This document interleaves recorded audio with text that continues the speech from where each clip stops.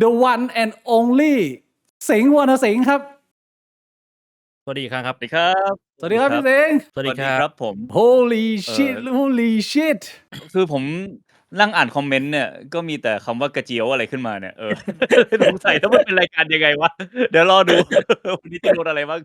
คือบางทีผมกับพี่บวงเราก็ชอบเอาหนอนมาคุยเล่นกันบ้าง เพราะว่าเราเป็นไลฟ์พอดแคสต์แบบยาวครับบางทีมันไม่มีเรื่องอะไรคุยก็ผู้ชายอย่างเรามันก็จะไหลลงไปที่กระเจียวถ้าส่วนใหญ่ก็เป็นเรื่องธรรมดา โอเค คุยได้ไหมเรื่องกระเจียวนี่คุยได้ไหมฮะ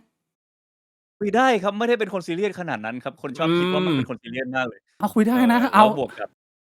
ก่อนหน้านี้ออกทุกรายการมาโคตรเครียดซีเรียสเลย วันนี้เลยแบบเต็มที่เลยครับ อยากคุยเรื่องอะไรคุยเลย สวัสดีชาวบิ๊กบวงทุกท่านด้วยนะครับผม เป็นครั้งแรกที่แวะมาเยี่ยมเยียนครับผม สวัสดีครับ ก็คือเรียนพี่สิงห์ว่าอาจจะมีน้องๆ Gen Z ค่อนข้างเยอะในช่องของเราก็บางคนเขาถามมาว่าพี่สิงห์เป็นใครเหรออะไรอย่างเงี้ยเขาก็แบบอาจจะไม่คุ้นหน้าคุ้นตาเพราะว่าถ้าเป็น Gen Y อย่างผมเนี่ยรับรองว่ารู้จักพี่สิงห์เป็นอย่างดีแน่นอน ก็พี่สิงห์รบกวนสำหรับคนที่เขาอาจจะแบบ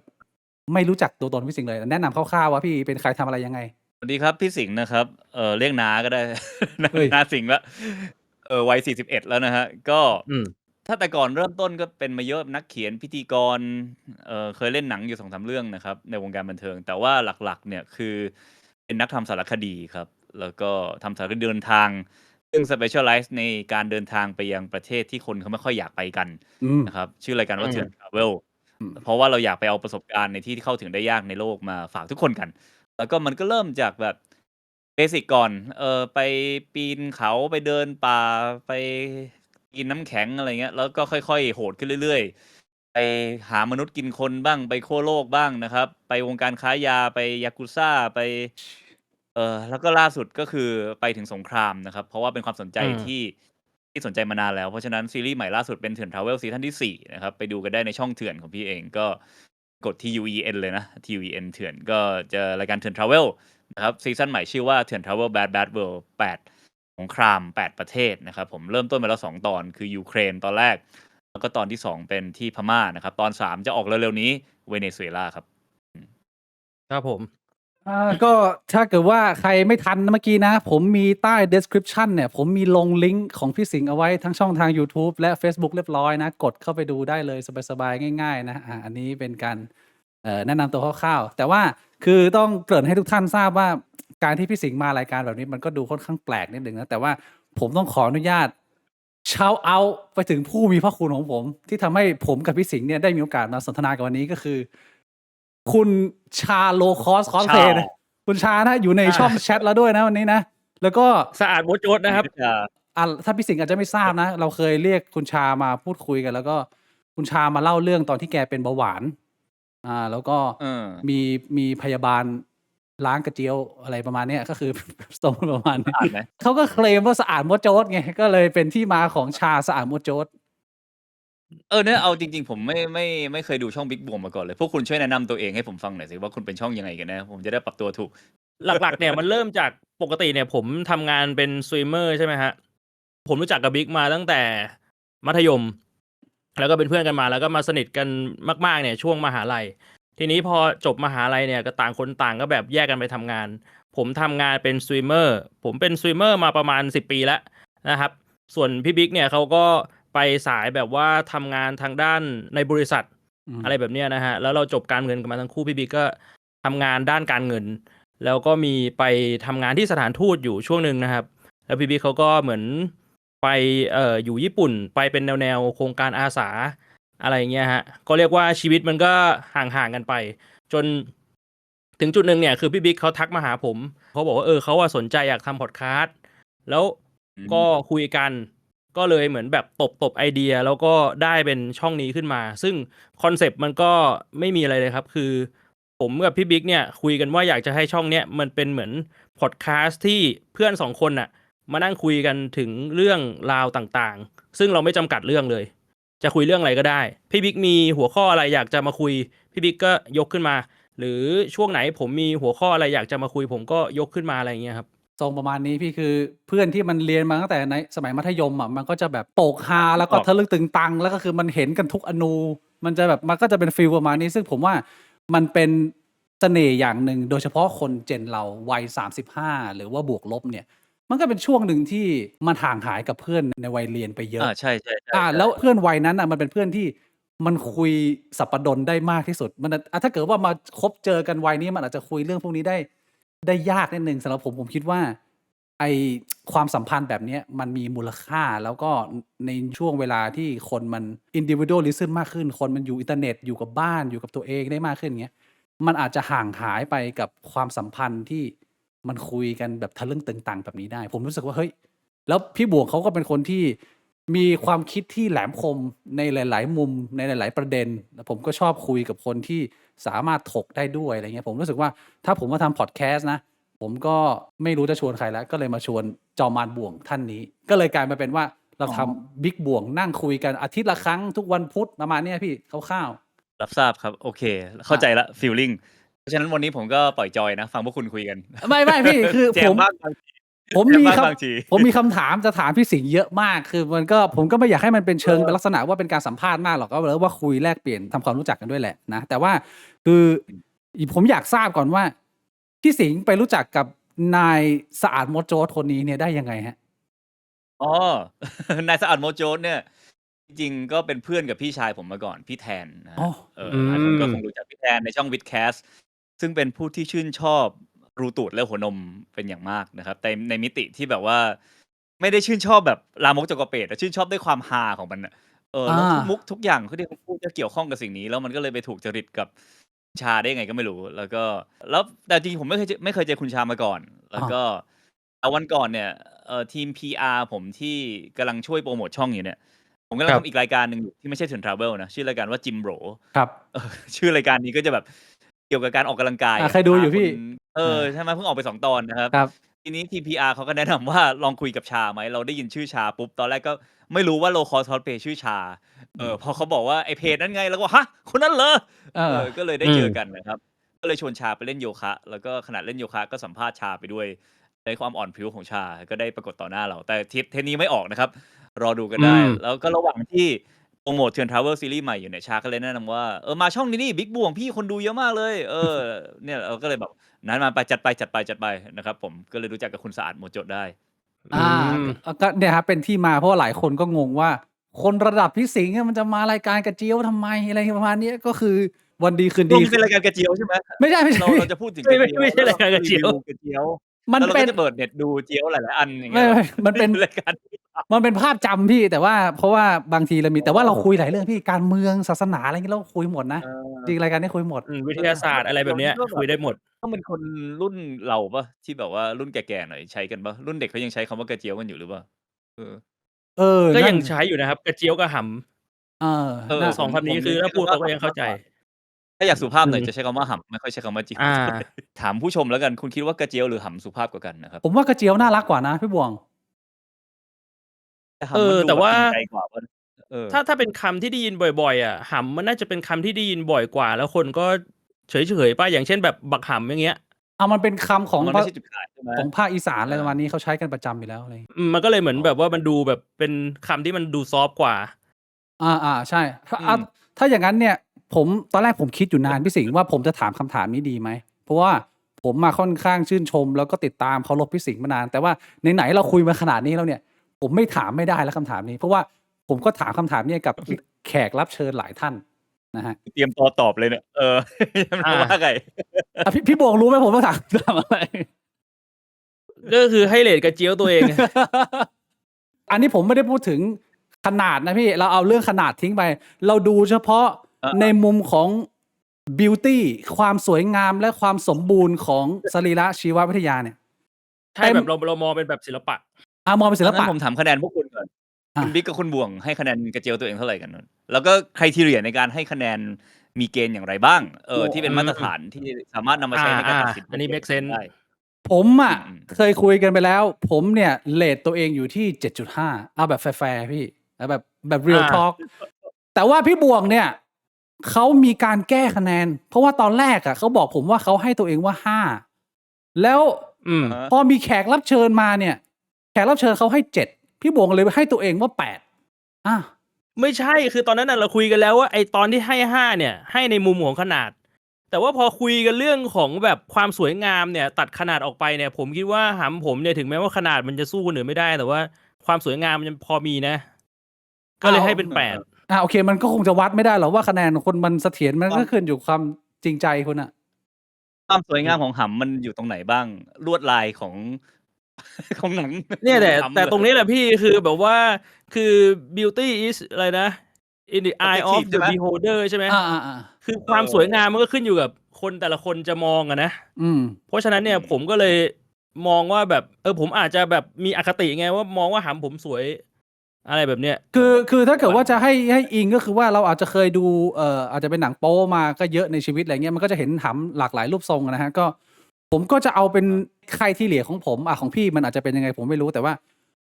มันก็ต้องเป็นทรงค่อนข้างตรงแล้วก็โค้งขึ้น อะไรประมาณนี้พี่ อันนี้ของผมถ้าเกิดผมคิดว่ามันเข้าทรงประมาณนี้สีมันได้เนี่ย เมื่อกี้ผมเพิ่งส่งลิงก์นี้ให้แฟนมาดูว่าแบบดูเราไลฟ์ไหมกูไม่น่าส่งไปเลยใช่ไหม ผมว่าแล้วแต่ใครทีเหลียพี่ ผมแค่ต้องการคะแนนแล้วเดี๋ยวผมจะไปประเด็นต่อไปละ เรื่องขนาดและความสวยงามก็คิดว่าคงเป็นมาตรฐานทั่วไปคงไม่สามารถเปรียบเทียบอะไรมากได้เพราะว่าไม่ค่อยได้ไปดูหำคนอื่นเท่าไหร่แต่ว่าให้คะแนนความสุขภาพดีแล้วกันเพราะว่าในอายุเท่านี้เนี่ยก็ยังไม่เคยเป็นนิ่วไม่เคยเจ็บเวลาฉี่อะไรนะครับซึ่งเพื่อนๆเริ่มเป็นกันแล้วนะเว้ย พี่โบเป็น ผมเป็นแล้วพี่ผมเคยเป็นแล้ว ไอ้นี่เป็นนิ้ว เป็นไปแล้วรอบนึง ทรมานมากมันทรมานใช่ไหม ใช่ วัยนี้เราก็เริ่มคิดนอกจากเรื่องแบบว่าเรื่องความสวยงามเรื่องอะไรขอให้สุขภาพดีเป็นที่หนึ่งนะฮะเพราะฉะนั้นเราอยากให้คะแนนถามตัวเองประมาณสัก 7.8 แล้วกันโดยคะแนนหลักๆเนี่ยมาจากความสุขภาพดีของมันครับ 7.8 นะฮะ ใช่ใช่ เฮ้ยถือว่ายังมีแคตตากรีนะมีเรียกว่าเป็นหลักการสุขภาพนี่ก็เป็นเรื่องหนึ่ง เอาสุขภาพเข้ามาเวทรวมกับความสวยงาม ผมว่าในมุมมองของผู้ชายเนี่ย 7.8 นี่ถือว่าน่าดูด สวย มันมุมมองของผู้ชายมันไม่เกี่ยวกับหน้าดูดเด็มันต้องเป็นมุมมองที่โอเคมันผู้ชายมันมองยังไงวะน่าดูด มันมองยังไงหน้าดูดพี่บิ๊กไปมองหำคนอะไรคนไหนหน้าดูด นี่กำลังเปิดเผยอะไรบางอย่างหรือเปล่า คือผมพยายามมองเป็นกลางไงพี่มองเป็นกลางแล้วแบบว่าวางเป็นกลางว่าเฮ้ย 7.8 เนี่ยถ้าเรียนหนังสือก็ 3.5 นะใกล้ๆเกรด 4 แล้ว เรียนไม่ใช่เรียน คะแนนดีถือว่าสวยครับสวยพี่ beautiful โอเค yes very good very good ทีนี้คือเวลาผมอยากจะทำความรู้จักกับใครนะพี่คือสำหรับผมนะในมุมมองผู้ชายนะ ผมจะชอบสอบถามไปถึงตัวตนตอนที่เรียนอยู่มหาลัย ตอนเรียนอยู่ม.ปลายว่าช่วงนั้นเนี่ยเราเป็นคนแบบไหน ผมว่าผู้ชายอ่ะมันทิ้ง attitude ชีวิตได้ไม่ค่อยเยอะมาก คือตอนม.ปลายมหาลัยเป็นยังไงอ่ะโตขึ้นมามันก็จะคล้ายๆอย่างนั้นไหมหรือว่าของพี่เป็นยังไง มันจะมีม.ปลายแบ่งเป็นช่วงม.ปลายตอนม.4 ถึงม.5 กับม.ปลายตอนม.6 ซึ่งต่างกันเยอะครับม.ปลายตอนม.4 ม.5 เนี่ยเราก็เหมือนกับอยู่ในแก๊งหัวโจกอ่ะของโรงเรียนอ่ะก็มีชื่อแก๊งด้วยชื่อแก๊งจังกรอบนะฮะหรือแก๊งก็มี2แก๊งนะแก๊งจังกรอบกับแก๊งกอไผ่บางปีก็อยู่กอไผ่บางปีก็อยู่จังกรอบซึ่งไอ้พวกนี้มันไม่ได้เกิดขึ้นในรุ่นเรานะครับมันมีการโรงเรียนสามเสนวิทยาลัย3 เสนสามเสนแล้วก็มีการส่งต่อแบบว่ากอไผ่รุ่นนี้จบไปมีรุ่นต่อมารับช่วงกอไผ่ต่อไปอะไรเงี้ยไปเรื่อยๆถามว่าทำไมชื่อกอไผ่ก็เพราะว่าโต๊ะประจำตั้งอยู่ตรงกอไผ่ในโรงเรียนประมาณนี้นะมีการหัวเข็มขัดกันด้วยแบบเปียวๆเลยหัวเข็มขัดแล้วก็มีรุ่นต่างๆอะไรอย่างนี้นะก็จะเป็นอยู่ในแก๊งหัวโจกนิดนึงแล้วก็บวกกับแบบเน้นสายป๊อปปูล่าไม่ค่อยตั้งใจเรียนเท่าไหร่ตอนนั้นเน้นแบบเฮลแล้วก็แบบว่าขณะเดียวกันกิจกรรมอะไรกีฬาสีอะไรก็ไปเป็นนี่นะดัมเมเยอร์บาอะไรอย่างเงี้ยใส่เสื้อเหลืองอ๋อยเลยนะครับตอนนั้นเป็นอยู่สีเหลืองคณะสุโขทัยแล้วก็นิสัยไม่ดีตอนนั้นอย่างหนึ่งคือชอบแกล้งเพื่อนเป็นแบบบูลลี่อ่ะพี่ไม่รู้เรียกบูลลี่เหมือนสมัยนี้ได้ไหมก็ล้อชื่อพ่ออะไรอย่างเงี้ยอันนั้นแต่ไม่ได้ล้อประจำหมายถึงว่าไม่ได้ล้อแบบเบสิกอะแบบว่าเขาเรียนหนังสืออยู่ก็ใจกล้าถึงขั้นไปตะโกนขนาดอาจารย์ยังอยู่ในห้องนะเราก็ตะโกนชื่อพ่อเพื่อนที่ขณะที่อาจารย์ยังสอนอยู่อะไรเงี้ยก็แอบเร็วนิดนึงแต่ก็ไม่เข้าใจเหมือนกันว่าทำไมมันต้องเจ็บกันด้วยวะการเรียกชื่อพ่อเนี่ยแต่ก็เป็นอย่างนั้นแหละใช่เพราะผมว่าน่าจะผ่านกันมาเป็นกันทุกคนก็คือพี่ไม่ได้เป็นเด็กเรียนเหรอเป็นแนวแบบว่าเด็กกิจกรรมเล่นสนุกสนานเล่นกีฬาทำอะไรประมาณนี้ทรงประมาณนั้น กีฬาไม่ค่อยเล่น แต่ว่าก็เน้นแบบแนวสังคมอะโดดเรียนบ่อย แล้วก็ชอบไปแฮงเอาต์กับเพื่อนนะครับ อันนี้คือช่วงม.ปลายแบบช่วงแรกนะม.4 กว่าๆอะไรเงี้ย ครับ แต่อย่างที่บอกชอบแกล้งเพื่อนก็มีทั้งแบบว่าล้อเลียนบ้างไอ้อ้วนไอ้แว่นอะไรเงี้ยก็มีนะครับแล้วก็มีแบบว่า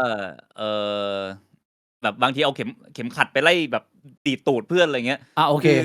ถ้ายอมรับว่ามีความบุลลีเบาๆก็ได้นะครับในตอนนั้น โดยที่มองย้อนกลับไปก็นิสัยไม่ค่อยดีเท่าไหร่ในแง่นั้น ครับ แต่ว่ามันจะมี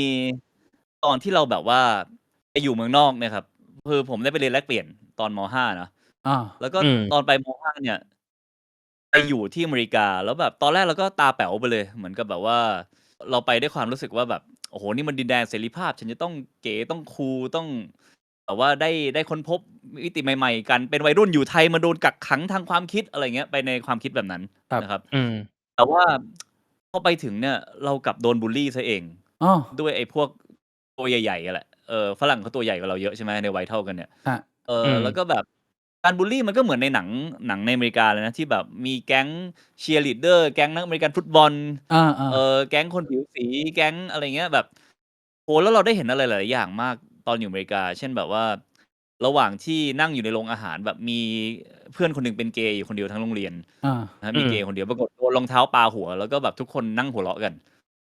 อืม เราแบบอึ้งมากเลยอะอึ้งจริง ๆ นะครับกับตรงนั้น แล้วก็แบบคือถ้าใครอยาก survive ในสังคมในโรงเรียนมัธยมอเมริกา ก็ต้องไปเข้ากลุ่มกับไอ้พวกนี้แหละ พวกแบบว่าพวกตัวใหญ่ๆ พวกนักกีฬาอะไรเงี้ย ถึงจะแบบอยู่ในห่วงโซ่สูงสุดได้ ไอ้เนี้ยมันก็เริ่มสะท้อนตัวเองแล้วว่าอ๋อสมัยอยู่ไทยกูเป็นประมาณนี้เปล่าวะ แล้วก็ไม่เคยดูคนที่เขาไม่ได้ popular ไม่ได้ดูคนที่เขาเสียงไม่ดังเลยนะครับ แล้วก็บวกกับอีกช็อตหนึ่งที่โดนนะ คือเรา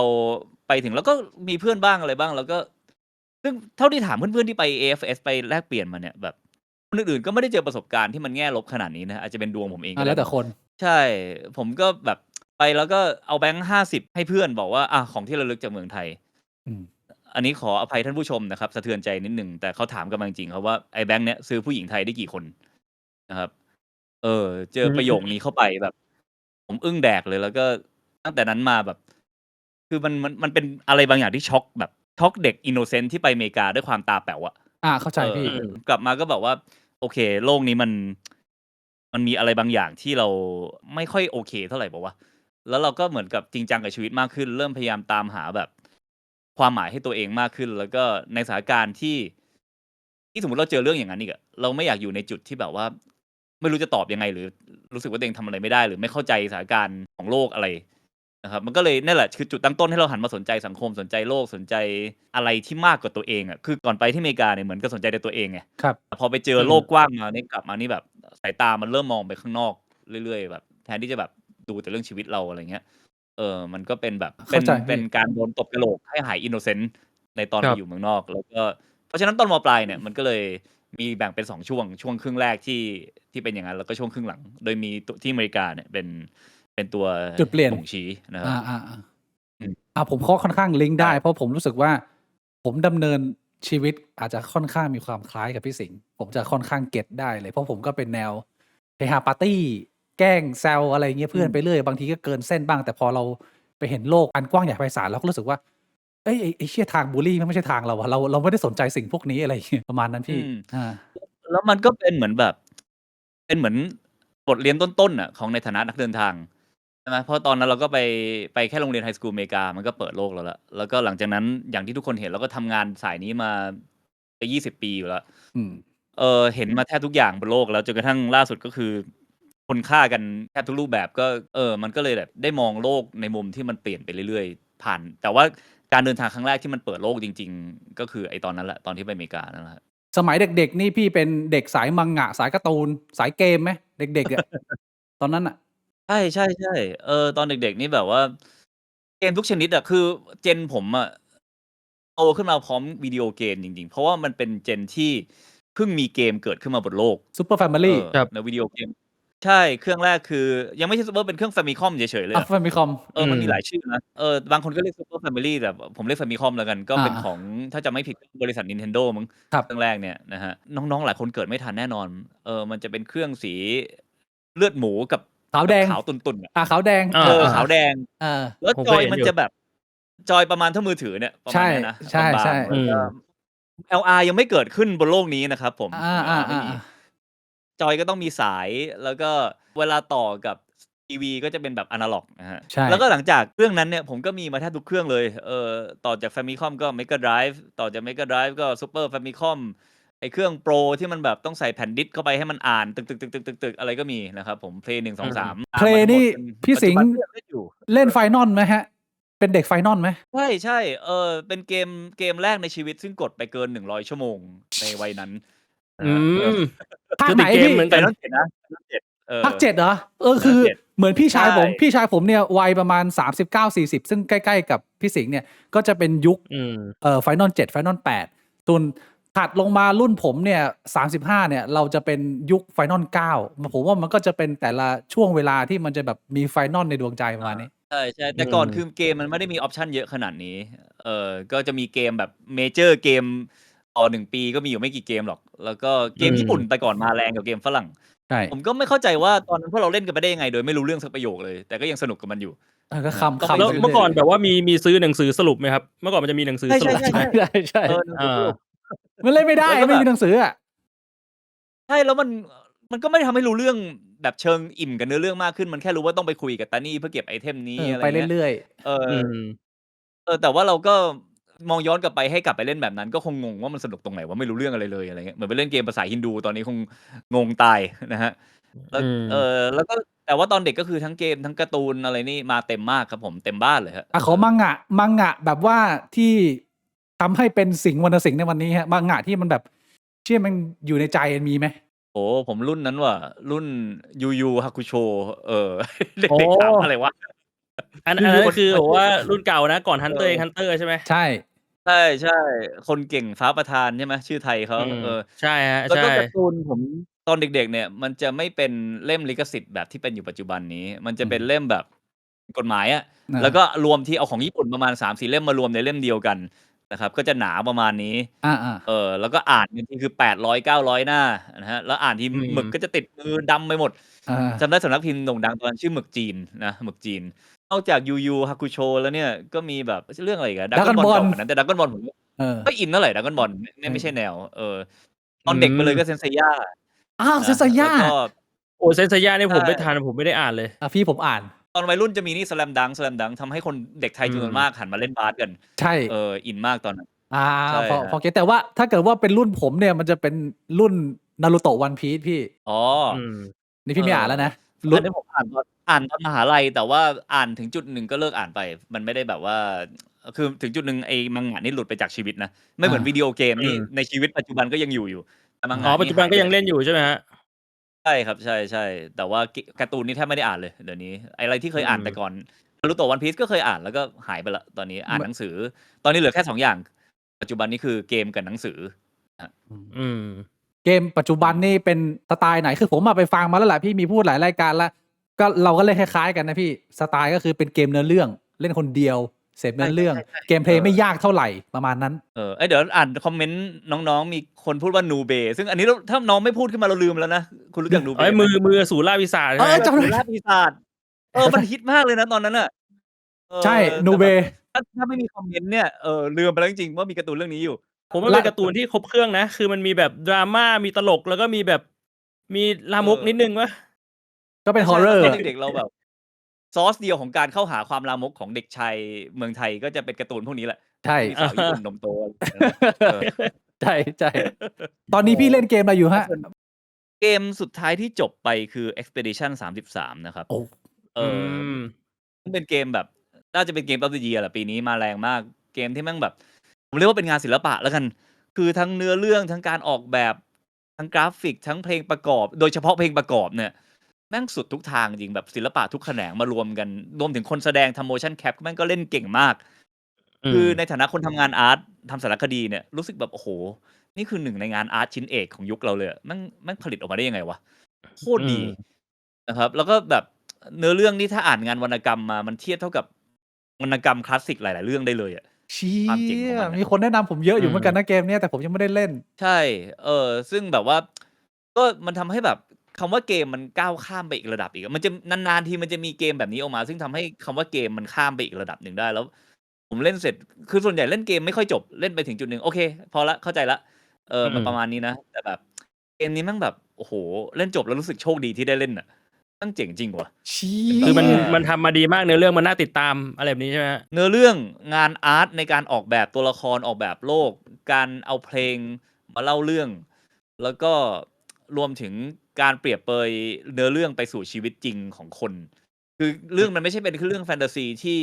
จบแค่ในโลกของมันไงแต่มันสามารถลิงก์ไปยังชีวิตจริงพวกเราได้ด้วยว่าแบบจริงๆไอเดียของมันคือเรื่องของการ let go เวลาเราสูญเสียคนที่เรารักไปกระบวนการทั้งหมดเนี่ยแต่ว่ามันเล่ามาได้แฟนตาซีมาก เฮ้ยน่าสนใจพี่เกมนี้มีที่กำลังจะเล่นอะไรอย่างนี้อีกไหมฮะในณปัจจุบันหรือในอนาคต คือตอนเนี้ยแก่แล้วมีตังค์แต่ไม่มีเวลา ปัญหาอยู่ตรงนี้ เพราะฉะนั้นในไลบรารีสตรีมเนี่ยแบบว่ามันเกมดองไว้เยอะมากอะเห็นปุ๊บเอ้ยซื้อนะแต่ว่าไม่มีเวลาเล่นเลย เกมล่าสุดที่พยายามเล่นอยู่ชื่อว่าChronos New Dawn นะครับเป็นรู้จัก Dead Space ไหม ผมเคยเห็น เคยได้ยินครับเป็นเกมผี ใช่โครโนสก็คล้ายๆอย่างนั้นแหละคือเป็นเกมไล่ยิงผีดิบนะครับแต่ว่าเซตในเมืองในแฟนตาซีของโปแลนด์ที่แบบว่าโลกอนาคตมันเป็นอะไรก็ไม่รู้แบบแต่ว่าชอบเนื้อเรื่องอยู่แต่ปกติจะไม่ค่อยยอมเล่นเกมสยองขวัญนะเพราะว่าเล่นแล้วเครียดไม่ได้ชอบความรู้สึกนั้น เวลาแบบเลี้ยวหัวมุมแล้วแบบจะมีตัวอะไรอยู่หรือเปล่าว่า ใช่ ไม่ได้ชอบ เป็นเหมือนกัน แต่ถ้าเกมไหนมันรีวิวดีจริงๆก็จะกัดฟันเล่นเพราะรู้สึกอยากเล่นเกมที่ดี ตอนนี้ก็เริ่มอ่านรีวิวSilent Hill F ก็รู้สึกว่ากูต้องเสียตัวให้ Silent Hill F ใช่ไหมเนี่ยอันนี้มันเป็นเกมที่น่ากลัวมาก กระแสกำลังมาแล้วช่วงนี้ ไม่อยากเล่นเลยใช่คือไม่อยากเล่นเลยเพราะจะกลัวแต่ว่าพอมันเป็นเกมดีรู้สึกแบบกูต้องเล่นใช่ไหมวะ อะไรอย่างเงี้ยนะแต่ไม่ค่อยมีเวลาครับตอนนี้ก็เลยดองๆไว้ก่อนครับ ขอบคุณคุณชาโลคอสนะฮะ จัดมาอีก200นะบอกว่าทำไมรู้สึกว่าพี่สิงห์เล่นเกมเยอะกว่าพี่บิ๊กกับพี่บวงวะเขาเล่นเยอะอยู่นะพี่สิงห์ ดองไว้เยอะชาซื้อมาแล้วก็เล่น2 ชั่วโมงแล้วก็โอเคทำงาน ชาเขาก็เล่นเกมนะแต่เขาไม่ค่อยเปิดตัวนะเขาบอกจริงๆเขาอยากทำช่องเล่นเกมกันนะชาแต่เขาคิดอยู่ ชาเขามีวิธีการคิดงานครีเอทีฟที่ยูนิคมากให้ผมนั่งคิดอะไรแบบชานี่ไม่ออกอ่ะ4 ช่องจบแล้วก็แบบว่าเป็นภาษาของเขาเลยนะ พรสวรรค์จริง อันนี้ผมว่ามันเป็นอะไรที่มันลอกเลียนแบบมันยากลอกเลียนแบบมันยาก ทีนี้ ใช่ หลุดออกมาจากโลกของเกม ผมอยากสอบถามช่วงเวลาที่พี่เป็นดาราพี่น้องๆหลายคนอาจจะไม่ทัน พี่ใช่เล่นอินซีแดงไหมฮะ ใช่ครับเป็นผมเองครับ นี่ครับอินซีแดงพี่บอกน่าคุยอินซีแดงอยู่นะพี่บอกรู้ป่ะ แต่ก็ไม่ผมไม่ได้เป็นอีซีแฮงเฮ้ยคุณได้รู้ไหมเนี่ยไม่ใช่ อนันดา ใช่ใช่ของน้องๆก่อนอีซีแดงคือฮีโร่หนึ่งในไม่กี่คนของเมืองไทยนะครับผมซึ่งไม่ได้มาเกิดในยุคพี่ แต่ว่าเกิดตั้งแต่ยุคสมัย60-70 ปีที่แล้วของมิตรชัยบัญชาอะไรพวกนั้นนะฮะที่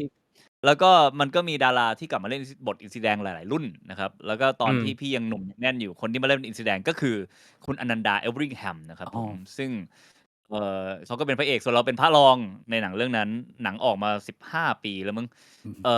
บทของผมชื่อว่าหมวดชาตินะครับหมวดชาติซึ่งเป็นผู้หมวดแต่ตอนนั้นอายุ25หน้าโคตรเด็กเลยแล้วก็แอคเป็นแบบเป็นผู้หมวดไปวันๆก็แบบว่าขับรถไล่อินซีแดงหยุดนะแล้วก็จับมันไม่ได้อะไรอย่างเงี้ยประมาณถ้าในแบทแมนก็คือคนที่ต้องไล่จับแบทแมนอ่ะแล้วก็จับไม่ได้สักทีอะไรอย่างเงี้ย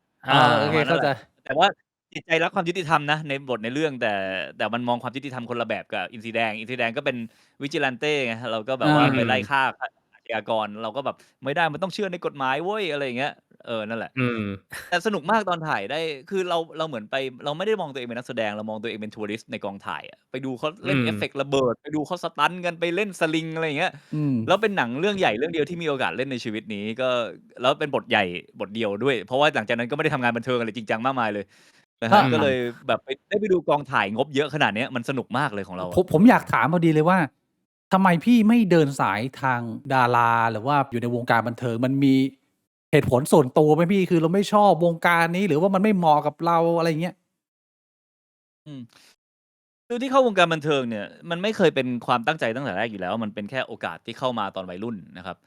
แล้วก็ตอนแรกก็มองมันเป็นงานหาลำไพ่เฉยๆแต่คนเราเนี่ยอิคิไกเนี่ยมันก็คือ นี่ใช่ไหม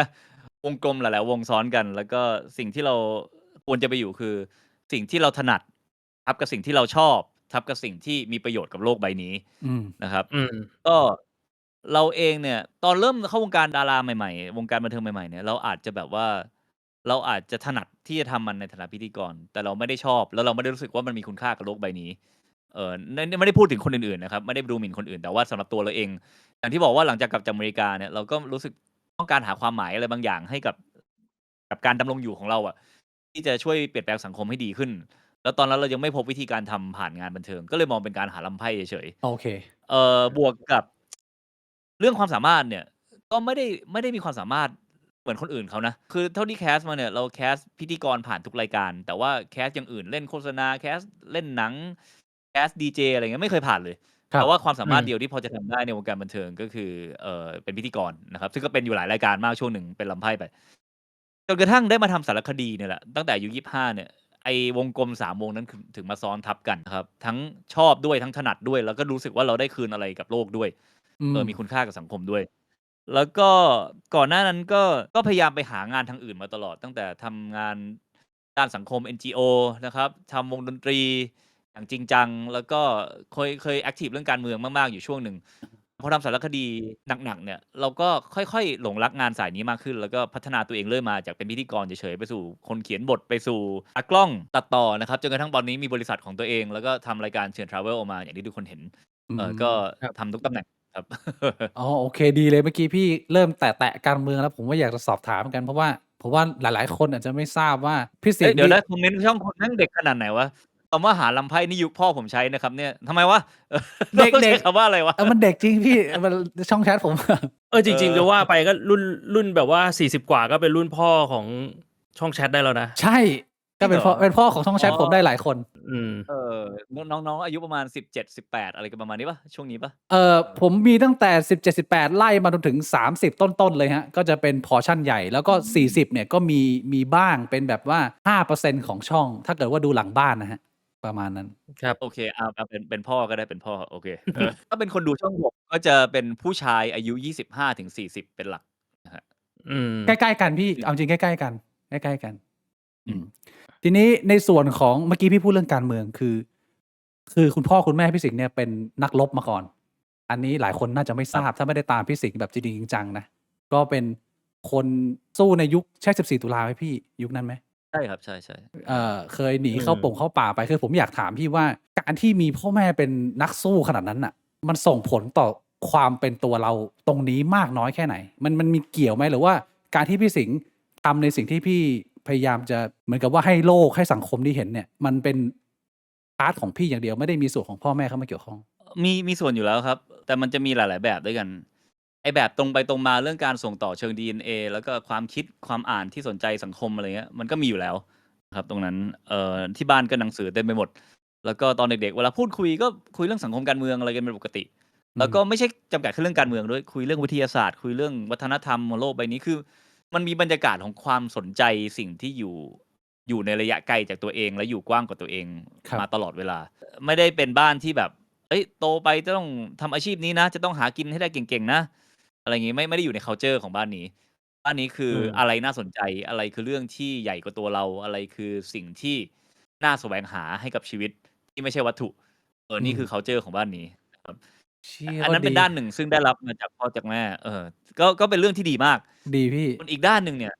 เป็นด้านที่สังคมให้มาจากการเป็นลูกพ่อลูกแม่คือความกดดัน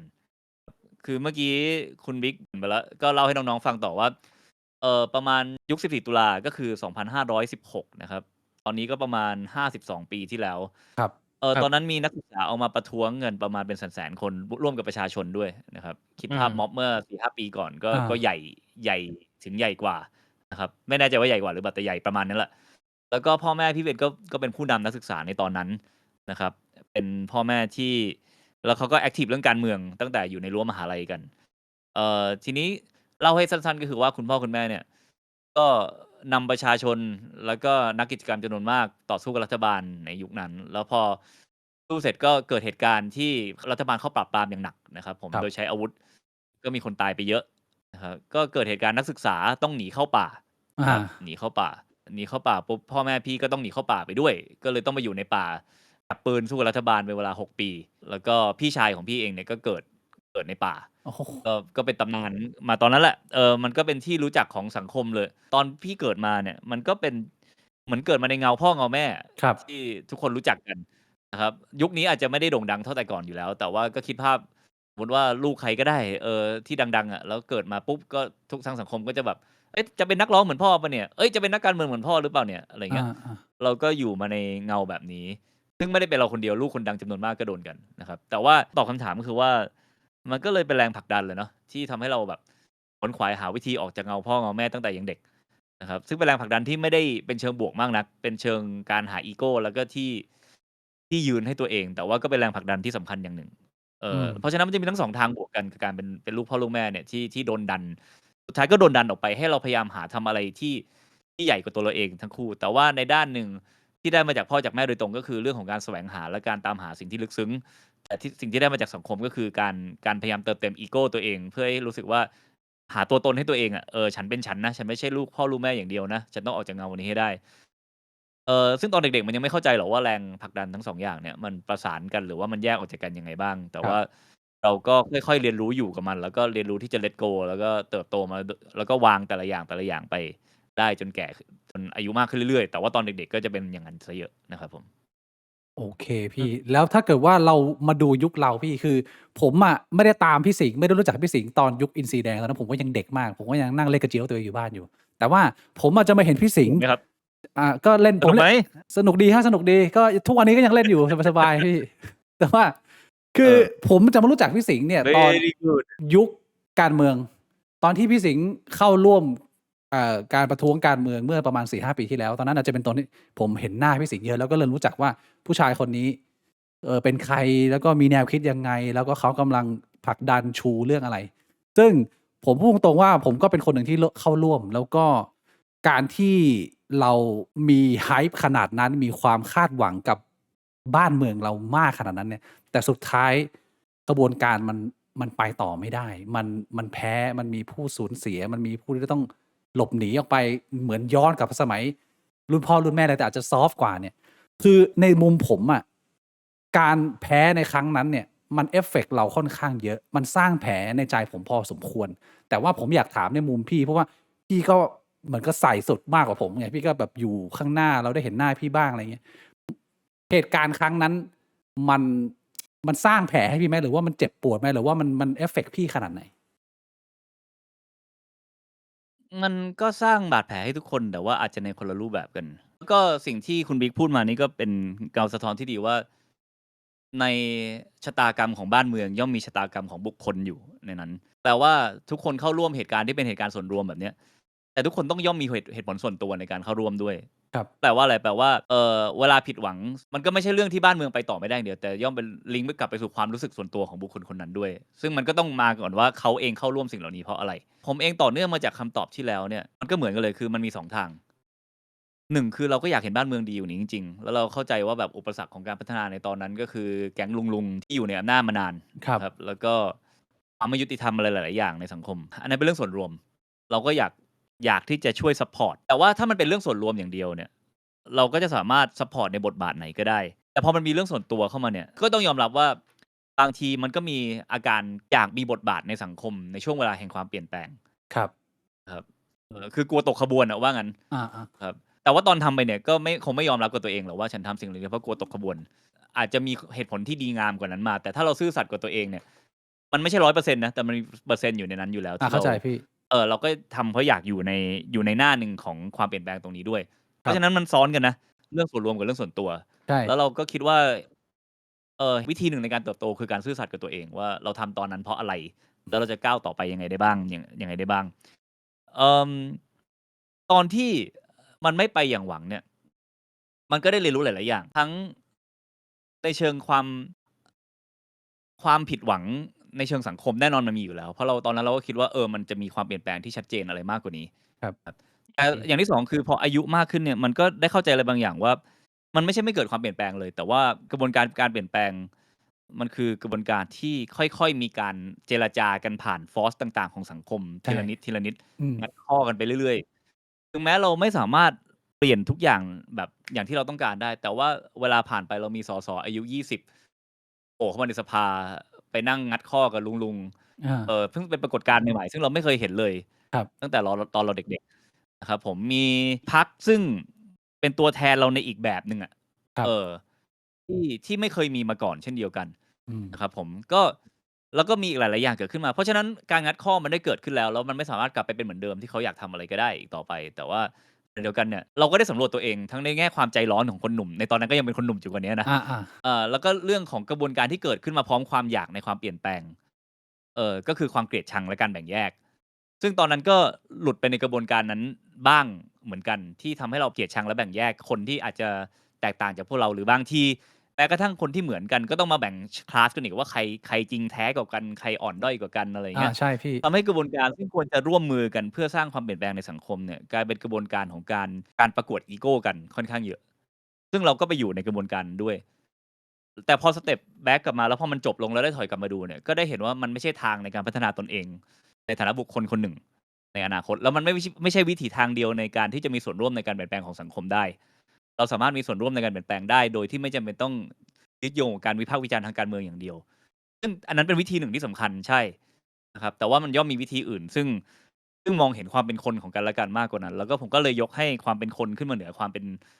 ป็นขั้วทางการเมืองในหัวของผมเองครับแล้วในแง่หนึ่งสารคดีที่เห็นเนี่ยมันก็เป็นเงาสะท้อนของความเชื่อตรงนี้ว่าเราอยากสะท้อนไม่ว่าคุณจะเป็นตาลิบันยันเป็นผู้ก่อการร้ายหรือคุณจะเป็นแบบใครก็ตามแต่บนโลกใบนี้เราเอาความเป็นคนของคุณมาให้ทุกคนได้เห็นแล้วหวังว่าคนได้ดูเถื่อนทราเวลก็จะรู้สึกได้ตรงนั้นนะครับผมเข้าใจพี่ผมว่ามันเป็นบทเรียนคล้ายๆกันเลยนะ แต่ว่าคือที่พี่พูดมามันคือคำมันดีอ่ะมันสรุปได้แล้วมันก็ทำให้ผมตกตะกอนความรู้สึกตัวเองได้ชัดขึ้น อันนี้ก็ขอบคุณพี่มาก แล้วถ้าถามในวันนี้ปัจจุบันนี้พี่ยังสนใจการเมืองอยู่ไหมหรือว่าเอาคำถามง่ายๆเลยคือพี่ว่าการเมืองไทยยังมีความหวังไหมอย่างนี้ดีกว่าคืออย่างนี้ตอนนี้ผมก็อินวอล์กับการเมืองเยอะแต่ว่าผมอินวอล์ในอีกรูปแบบหนึ่งคือถ้าคนติดตามผมจะเห็นว่าผมไม่ได้วิพากษ์วิจารณ์อะไรมานานมากแล้วครับอันนี้ด้วยความเคารพต่อคนที่เป็นนักคิดและนักวิพากษ์หลายๆคนนะครับแต่สำหรับตัวผมเองเนี่ยผมไม่ได้เห็นว่าฟังก์ชันตัวเองจะมีประโยชน์อะไรในการเขียนอะไรใน Facebook เพื่อวิพากษ์วิจารณ์สิ่งต่างๆครับฟังก์ชันของผมตอนนี้คือผมไปอยู่ในคณะกรรมาการในสภาแล้วก็ไปเป็นทีมงานเบื้องหลังอะที่ทั้งเกี่ยวข้องกับเรื่องของการประชุมเพื่อร่างกฎหมายต่างๆเกี่ยวกับเรื่องสิ่งแวดล้อมผมยุ่งแต่กับเรื่องสิ่งแวดล้อมนะแต่เรื่องสิ่งแวดล้อมเป็นเรื่องการเมืองอย่างเลี่ยงไม่ได้แล้วก็เรื่องแก้ปัญหาเรื่องร้องเรียนให้กับชาวบ้านเรื่องแบบว่าน้ำเสียมลพิษทางอากาศอะไรเงี้ยเราก็ต้องดูว่าติดต่อหน่วยงานไหนที่เกี่ยวข้องมาเพื่อมารีพอร์ตกับคณะกรรมาการของเราผมอยู่ในคณะกรรมาการที่ดินทรัพยากรธรรมชาติและสิ่งแวดล้อมนี่ผมไม่ทราบเลยเนี่ยพูดไม่ทำงานอยู่ในสภานะครับเป็นอาสานะไม่ได้เงินเดือนอะไรก็เข้าประชุมเรื่อยๆก็เราไปยุ่งกับการเมืองในแง่ที่ว่าแบบการเมืองเชิงกลไกอ่ะฟันเฟืองอะว่าเวลาจะแก้ปัญหานี้มันต้องติดต่อหน่วยงานไหนอะไรเงี้ยครับแล้วในแง่หนึ่งมันเป็นงานถ้าการเมืองเชิงใหญ่คือการปะทะทางความคิดอะการหลังบ้านคือการหาจุดร่วมเพื่อให้ฟันเฟืองมันหมุนไปให้ได้แล้วไม่ว่าพรรคไหนก็ตามแต่ที่คุณเห็นเนี่ยหลังบ้านเขาก็นั่งคุยกันทั้งนั้นอะมันไม่มีทางทำงานได้ถ้าเขาไม่คุยกันนะครับแต่ว่ามันไม่ได้จบแค่พรรคด้วยมันต้องคุยกับข้าราชการคุยกับหน่วยงานต่างๆคุยกับนักวิชาการแล้วเราไปอยู่ตรงนั้นเรารู้สึกเรามีประโยชน์กว่าครับโดยที่คนดูไม่ต้องรู้เลยก็ได้เราไม่ได้เอามาออกเบื้องหน้าอะไรอย่างบิ๊กก็เพิ่งรู้ใช่ไหมล่ะคใช่รับวันนี้พี่นะเรารู้สึกเรามีประโยชน์กว่าแล้วเราไม่ชอบนั่งถกกับคนอื่นแล้วเราไม่รู้ถกไปทำไมเราไม่มีความต้องการในการเอาชนะทางความคิดคนเหลือแล้วมันเลยก็มาอยู่ตรงนี้แทนแล้วก็ถ้าจะสเต็ปอินกับเรื่องการเมืองในอนาคตก็คงแบบเข้าไปทำงานในนั้นในฐานะแบบที่มีตำแหน่งจริงจังแต่ว่าตอนนี้ยังไม่ทำหรอกนะครับผมแล้วก็ถ้าทำก็คือไม่ได้อยากไปเถียงกับใครอ่ะอยากไปทำงานแล้วก็การเมืองจริงๆประมาณ 90% มันคือการนั่งประชุมซึ่งโคตรน่าเบื่อเลยแล้วนั่งประชุมเพื่ออะไรเพื่อหาว่าจะหาจุดที่มันจะทำงานร่วมกันยังไงได้บ้างนะครับไอ้ที่เถียงกันมันคือ 10% ข้างหน้าครับแล้วแต่ที่คนส่วนใหญ่เห็นก็คือไอ้ 10% นั่นแหละใช่จุดที่นั่งเถียงกันใช่ฮะแล้วผมมีคำถามหนึ่งครับพอพี่เข้าไปทำงานหลังบ้านเป็นคนประสานเป็นคนแบบว่าติดต่ออะไรอย่างเงี้ยผมอยากรู้ว่าถ้าสมมุติว่าเวลาที่เรามีปัญหาเรารู้สึกว่าการทำงานหรือระบบการทำงานเนี้ยมันไม่มีประสิทธิภาพมันไม่มี efficiency แล้วเราคิดว่ามันแก้ได้ง่ายๆอ่ะแต่ด้วยความที่มันอาจจะเป็นระบบเก่าหรือว่าเป็นคนทำงานชุดเก่าที่เขาอาจจะเป็นคนหัวโบราณอะไรอย่างเงี้ยเราจะทำยังไงครับในฐานะคนรุ่นใหม่ถ้าเข้าไปเจออะไรแบบเนี้ยส่วนใหญ่มันจะไม่ได้จบแค่ว่าเขาหัวโบราณแล้วเราคนรุ่นใหม่ครับเพราะว่าคนทำงานจริงเก่งกว่าที่เราคิดเยอะนะครับพูดอย่างให้เกียรติเขาแล้วก็หลายๆคนก็รู้เรื่องเข้าใจแต่ว่ามันจะมีหนึ่งคือหน่วยงานราชการจะทำอะไรได้ก็ต้องมีกฎหมายรองรับถ้าไม่มีกฎหมายรองรับ ไม่มีใครกล้าทำอืมถ้าสมมติมีกฎหมายอยู่แล้ว หน้าที่ของกรรมาธิการเราก็คือเอากฎหมายไปตีหน้าเขาบอกนี่ไงกฎหมายเอาไปใช้ตอนนี้เลยโอเค อันเนี้ยคุยกันต่อในเชิงหลักการแต่มันไม่ใช่แนวคิดมาเชิงว่าแบบ สมัยเก่าสมัยใหม่ทำไมคุณหัวโบราณยังมันไม่ใช่อย่างนั้น แต่ว่าดูว่ารายละเอียดในเนื้อหนังสือคืออะไร ที่จะมีกฎกติกาเหล่านี้ให้คุณทำงานตรงนี้ได้หรือเปล่า หรือถ้าสิ่งที่คุณทำตอนนี้มันกำลังละเมิดหน้าที่หรือละเลยหน้าที่หรือเปล่า เพราะอะไรมันต้องมีกฎหมายรองรับ แล้วถ้ายังไม่มีกฎหมายตรงนั้นเนี่ยก็ต้องกลับไปคุยกันในสภาต่อว่าทำยังไงให้มีกฎหมายตรงนี้เกิดขึ้นเนื้อเรื่องของกฎหมายคืออะไร แล้วกระบวนการที่ทำให้เกิดกฎหมายได้ ก็ต้องเกิดการล็อบบี้พรรคนู้นพรรคนี้รวมถึงอันนี้การเมืองก็ต้องมาอยู่หน้าฉากแล้วเพื่อให้ประชาชนเห็นว่าควรมีความสำคัญในการเกิดกฎหมายนั้นขึ้นมาครับผมเช่นกฎหมาย climate change กฎหมายอากาศสะอาดอะไรก็ตามแต่ แล้วกฎหมายเหล่านี้ก็จะนำไปสู่ฟันเฟืองที่จริงๆเป็นฟันเฟืองสำคัญในการขับเคลื่อนประเทศไทยทีถ้ากฎหมายเกิดแล้วคือฟันเฟืองราชการแต่ถ้าไม่มีกฎหมายราชการไม่ขยับ เพราะว่าไม่ได้อยู่ในหน้าที่เขาแล้วอะไรที่เกินอำนาจหน้าที่เข้าไปเขาไม่ทำอันนี้คำว่าหัวโบราณของพวกเราก็คือเราเข้าใจว่าอย่างนี้ แต่พอไปอยู่ในนั้นนั่นก็คือฟังก์ชันของมันก็คืออย่างนี้จริงๆเพราะในมุมหนึ่งคือถ้าเขาทำเกินหน้าที่มันก็อาจจะเสี่ยงว่าเขาทำผิดกฎหมายด้วยใช่ใช่ใช่ฮะใช่คิดอย่างเข้าใจเขานะแล้วก็แล้วในแง่หนึ่งผมกลับมาวิพากษ์ตัวเองสมัยที่เป็นนักวิจารณ์หนังๆเนี่ยพอเข้าไปทำข้างในคือกูไม่รู้เหี้ยอะไรเลยแล้วกูปากดีมากอันนี้ด่าตัวเองแบบจริงๆเลยนะครับแล้วก็พอไปทำจริงๆมันไม่ใช่เป็นการแก้ตัวให้คนที่สร้างปัญหา แต่เป็นการได้เข้าใจว่าการแก้ปัญหามันยากขนาดไหนแล้วก็การนั่งด่ามันง่ายขนาดไหน อันเนี้ยเห็นชัดมากเลยกับการไปอยู่หลังบ้านอันนี้ real talk นะ real talk โอเค ก็ในส่วนของการเมืองน่าจะประมาณนี้ ผมขออนุญาตเรามองเป็นภาพรวมแล้วพี่ ตอนนี้มีคนพูดคุยกันค่อนข้างเยอะกับสถานการณ์รอบโลกที่ตอนนี้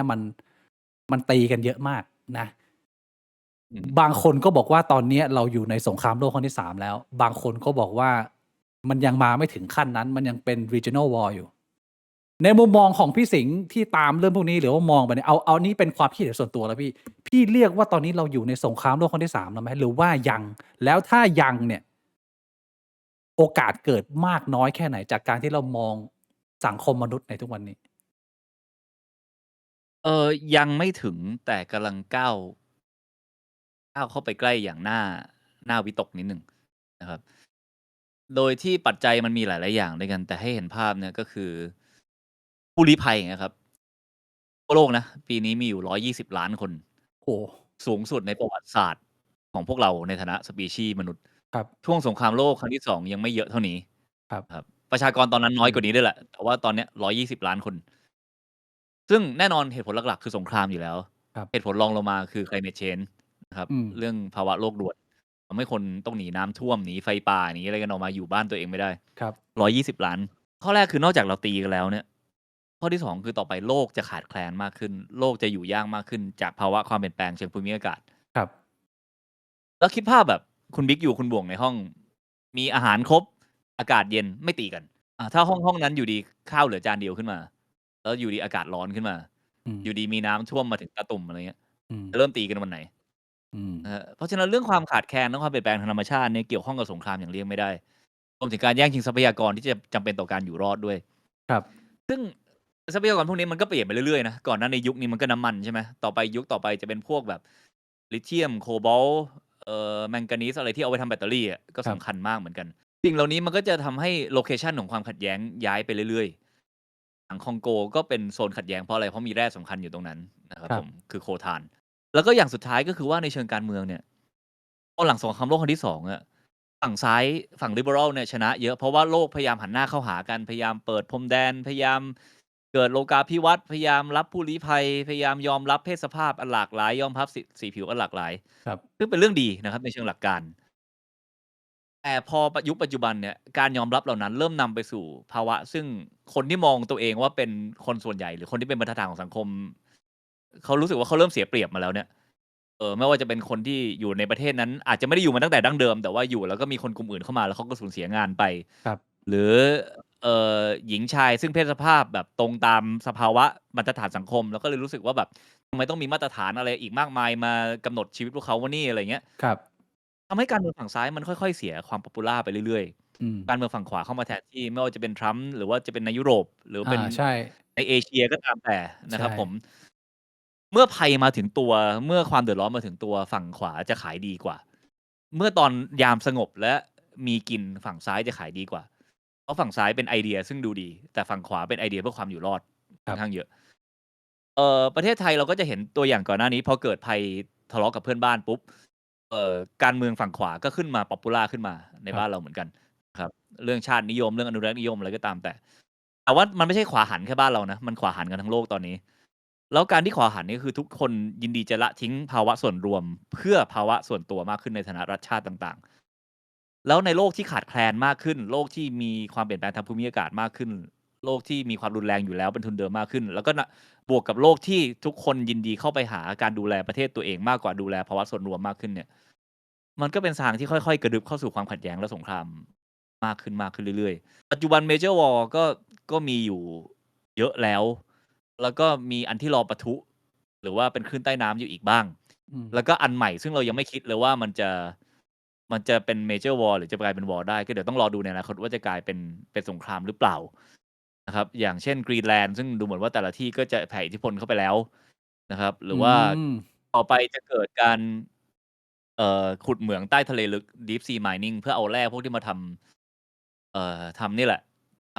ทำพวกแบตเตอรี่พวกอะไรอย่างเงี้ย ซึ่งที่บอก Deep Sea นี่คือ 2-3,000 เมตรนะ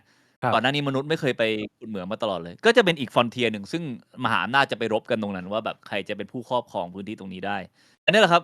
ชะตากรรมของสปีชีส์เราคือเกิดมาขยายแล้วก็ต้องดูดทรัพยากร ดูดเสร็จก็ต้องคายมลพิษทิ้งไป แล้วถ้ากำหนดมาว่ากลุ่ม A กับกลุ่ม B ต้องการทรัพยากรก้อนเดียวกัน ก็ต้องตีกัน ซึ่งถ้าพูดในแง่ว่ามนุษย์แม่งทำแค่เนี้ย จริงๆ เราไม่ได้ต่างกับเชื้อโรคหรือว่าปะการัง หรือว่าลิง หรือหมาป่าเลยนะ ก็เหมือนกันทุกสปีชีส์ทำเหมือนกันหมด ขยายอาณาเขต ชิงทรัพยากร ถ้าชนกันก็ฆ่ากัน ใครชนะก็ได้ไป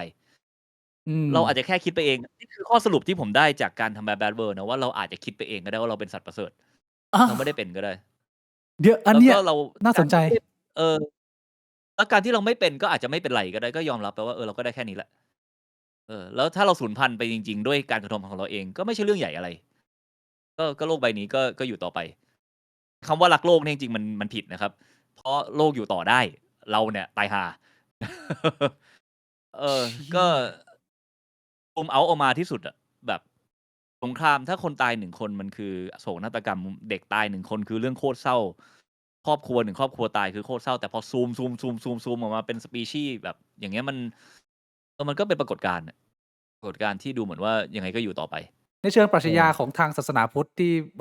คนไทยเราส่วนใหญ่ก็เป็นคนพุทธนะฮะ ที่เรามักจะชอบบอก ครับ ว่าเราเป็นสัตว์ประเสริฐ มนุษย์เป็นสัตว์ประเสริฐ เราไม่ใช่เดรัจฉาน คือพอเรามองเป็นภาพรวมกว้างไปกว่าแค่มุมของศาสนาเนี่ย พี่มองว่ามนุษย์เราแม่งไม่ได้ดีกว่าสัตว์อื่น แค่ว่ารูปแบบของความรุนแรงของเรามันเป็นแบบนี้ คือจริงๆ เรามีโอกาสดีกว่าสัตว์อื่นได้ ด้วยเรามีรากฐานของระบบที่อนุญาตให้เราดำรงอยู่โดยไม่ต้องอิงความรุนแรงได้ แล้วเรายังสามารถหาทรัพยากรมาเติมเต็มชีวิตเราได้ แต่ว่า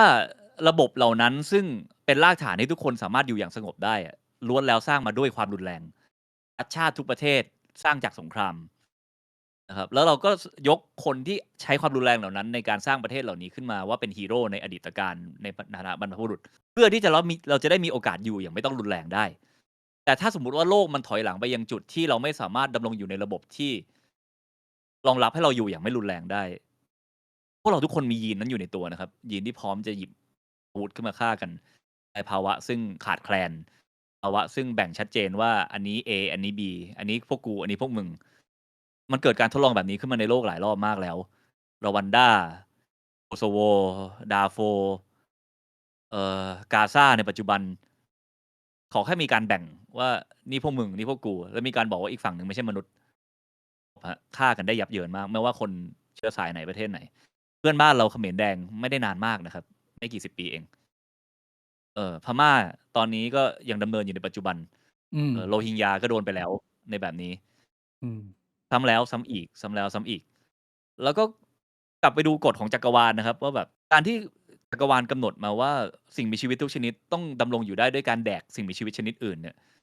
แค่นี้มันก็โหดมากแล้วนะที่กำหนดให้ชีวิตทุกชีวิตต้องแดกซึ่งกันและกันเนี่ย คือมันไม่สามารถมีกฎอื่นได้เลยว่าแบบกูได้ต้องอยู่ด้วยกันไม่ต้องกินใครได้ไหมแต่ว่ามันโดนกำหนดมาแบบเนี้ย แล้วพอมองในภาพกว้างมันก็ยังเป็นสิ่งนี้ในสเกลกว้างอยู่ดีคือการแดกกันไปแดกกันมา ก็ในแง่หนึ่งอาจจะไม่ใช่เรื่องว่าเอาจริยธรรมเชิงศาสนามาตัดสินเลยไม่ได้หรอกเพราะว่านั่นคือสิ่งที่มนุษย์ประดิษฐ์ขึ้นมาแต่ว่าในเชิงของจักรวาลนี่ก็คือกฎที่โดนกำหนดมาตั้งแต่ต้นแล้วว่าทุกสิ่งมีชีวิตต้อง absorb energy ผ่านร่างกายของสิ่งมีชีวิตชนิดอื่นนั่งสังเกตสงครามไปนั่งสังเกตสัตว์ป่าสัตว์โลกไปในการถ่ายทำเราก็ค่อยๆสรุปตรงนี้ได้มากขึ้นนะฮะ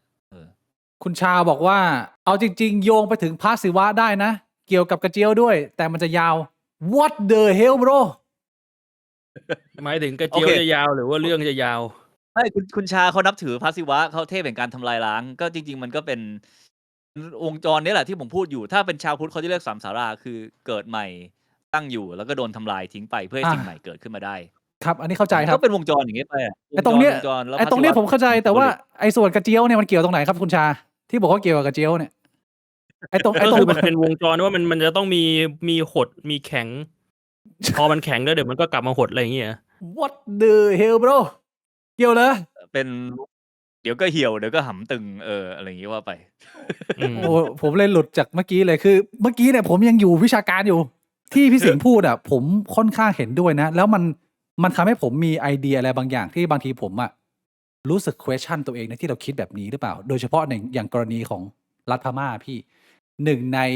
สงครามที่แม่งยาวนานที่สุดแล้วผมก็นั่งดูนะในการต่อสู้การพยายามจะไม่ยอมถูกเป็นเมืองขึ้นหรือว่าถูกกลืนไปกับรัฐพม่าเนี่ยแต่คือผมคิดว่าเชื่อมันจะมีทางออกอื่นอีกเหรอวะนอกเสียจากว่าสุดท้ายแล้วพม่าต้องกลืนกะเหรี่ยงไปแล้วก็รวมชาติให้ได้แล้วคุณจะมองพม่าเป็นฮีโร่หรือเปล่าก็อีกเรื่องหนึ่งแต่ว่าถ้าเราจะหยุดการฆ่ากันมันก็ต้องมีคนหนึ่งแพ้ไงอะไรประมาณนี้ผมคิดอย่างนี้ได้ไหมพี่คิดได้ถ้าเราไม่ต้องอิงว่าสิ่งที่เราคิดกำลังถูกหรือผิดในเชิงจริยธรรมแต่คิดแค่เรื่องว่าการดำเนินไปของสิ่งที่เกิดขึ้นอย่างเงี้ยมันก็ประมาณนั้นมาเสมอแล้วก็รัฐทุกรัฐ identity ทุกอย่างของมนุษย์ที่เกิดขึ้นมามันก็โดนชาติที่ใหญ่กว่าหรือกลุ่มก้อนที่ใหญ่กว่าดูดเข้าไปมาเป็นวงจรตั้งนานแล้วพอไอ้กลุ่มก้อนนั้นใหญ่มากพอบางทีมันก็ไปชนกับกลุ่มก้อนที่ใหญ่พอกันแล้วก็ทะเลาะกันอีกแล้วก็มีอันไหนแพ้แตกสลายไปหรือบางทีใหญ่เกินไปก็แตกสลายจากตัวข้างในมันเองอะไรเงี้ยสังเกตวิวัฒนาการของทุกจักรวรรดิที่ผ่านมาก็เป็นอย่างนี้ดูดชาติขึ้นไปเรื่อยๆดูดแล้วก็ใหญ่ขึ้นแล้วสักพักก็แตกสลายจากข้างในแต่ว่าทั้งหมดทั้งปวงมันขึ้นอยู่กับกำลังในการเจรจาถ้าชาติใหญ่ชนะได้อย่างสมบูรณ์แบบโดยที่ไม่มีข้อกังขาอะไรการดูดนั้นก็จะสมบูรณ์แบบแต่ว่าปัจจุบันมันยังงัดข้อกันได้อยู่มันยังมีกำลังคือจริงๆสงครามมันคือการเจรจาของคน2 กลุ่มนะครับแต่ว่าเจรจาบนโต๊ะไม่รู้เรื่องก็เลยต้องมาเจรจาผ่านการงัดข้อแบบนี้แล้วสุดท้ายมันจะจบได้ก็ต้องลากกลับไปโต๊ะเจรจาอยู่ดีไม่มีสงครามไหนจบด้วยการแบบว่ายิงกันจนแบบว่ายิงกันแล้วว่าโอเคสงครามจบแล้วอีกฝั่งหนึ่งตายหมดแล้วไม่มีถ้าสมมุติว่าจบด้วยการที่อีกฝั่งหนึ่งตายหมดนั่นคือการฆ่าล้างเผ่าพันธุ์นั่นไม่ใช่สงครามครับเขาถึงได้บอกไงว่ากาซาตอนนี้มันไม่ใช่สงครามมันคือการฆ่าล้างเผ่าพันธุ์ใช่พี่มันเกินเส้นของการทะเลาะกันในเส้นเล็กๆแล้วผมว่าในสถานการณ์กาซาตอนนี้ก็เป็นอะไรที่หนักมากๆแล้วอันนี้ผมก็สงสัยอยู่เหมือนกันพี่คือตอนนี้เนี่ยมันไม่ได้มีแค่ตัวของงานของพี่สิงห์เท่านั้นก็คือถ้าเกิดว่าเราดูไปอย่างนักเคลื่อนไหวสิ่งแวดล้อมระดับโลกอย่างเกรตาทุนเบิร์กเนี่ยตอนนี้เนี่ยเกรตาคือกำลังนั่งเรือแพเข้าไปที่กาซาด้วยเป้าหมายที่ว่าจะไปทลายแบรีเออร์ที่กั้นเขตของเมืองนั้นแล้วก็รัฐอิสราเอลก็ชี้ให้เกรตาเนี่ยเป็นอาชญากรแล้วมันก็ดูเป็นเหมือนประจวบเหมาะได้ที่พี่สิงห์ในฐานะเป็นคนที่ทำงานทางด้านสิ่งแวดล้อมแล้วก็มาทำสงครามเนี่ยมันมีความอินไลน์กันไหมพี่ที่ทำไม 2-3 ปีนี้นักสิ่งแวดล้อมถึงให้น้ำหนักหรือว่าให้พื้นที่ข่าวกับสงครามหรือว่ามันเป็นแค่ความบังเอิญพี่ผมว่ามันไม่ใช่ความบังเอิญหรอกแต่ว่าจริงๆนักสิ่งแวดล้อมอาจจะไม่ใช่นักสิ่งแวดล้อมแต่แรกเริ่มก็ได้แค่เป็นคนหนึ่งที่สนใจเรื่องที่มันกว้างกว่าสิ่งที่เราเห็นในชีวิตประจำวันอ่ะแล้วพอสนใจไปถึงจุดหนึ่งก็จะได้เห็นว่าเรื่องสงครามกับเรื่องสิ่งแวดล้อมจริงมันเรื่องเดียวกันคือเรื่องความอยู่รอดของมนุษยชาติแล้วก็เพียงแค่โจทย์มันมาเหมือนกับสร้างบ้านคุณก็ต้องทั้งโบกปูแล้วก็ทั้งตั้งเสาเข็มด้วยอะไรเงี้ยมันก็เหมือนกันเพราะฉะนั้นโดยรวมมันเป็นเรื่องความอยู่รอดของสังคมและของพวกเราในฐานะสปีชีส์หนึ่งนะครับแล้วสิ่งแวดล้อมมนุษย์เราเองเราพูดเรื่องรักโลกแต่จริงๆเราก็ยังมองในมุมของพวกเราอยู่ดีคือเราอยากสร้างโลกที่พวกเราอยู่ต่อได้ ถ้าสมมุติว่าเราสร้างโลกที่ดี แต่ว่าอยู่ต่อได้แค่กุ้ง แล้วคนตายหมด เราก็ไม่รู้สึกว่าเรารักษาโลกกันอยู่ อะไรอย่างเงี้ย อา Greta เองก็เป็นคนที่ทำให้เราต้องตั้งคำถามกับชีวิตนะครับว่า ในสิ่งที่กำลังเป็นไปอยู่บนโลกใบเนี้ย คนกำลังโดนฆ่าอยู่เป็นหมื่น ๆ คน แสน ๆ คนที่กาซา หรืออีเรื่องอื่น ๆ ก็ได้อีกมากมาย โลกที่ร้อนขึ้นทุกวัน หรือ ประเทศเพื่อนบ้านอย่างพม่า ประเทศเพื่อนบ้านอย่างกัมพูชา เราจะทำอะไร เราจะเป็นคนไหน เราจะทำอะไรในเรื่องราวเหล่านี้ Greta ก็